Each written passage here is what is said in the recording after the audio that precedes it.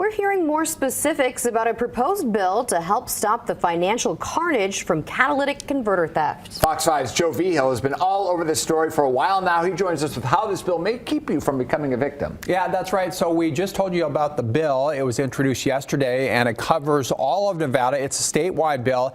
It can cost thousands of dollars for people without insurance to repair a stolen converter.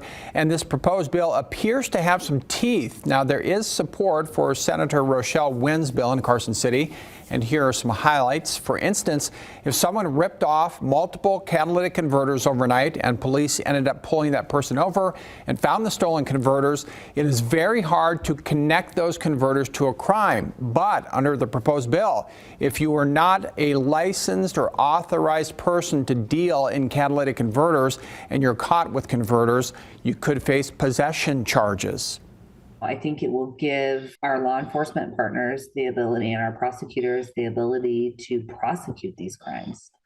They are not prosecuting them. They are not arresting people on these crimes unless they are catching people in the act.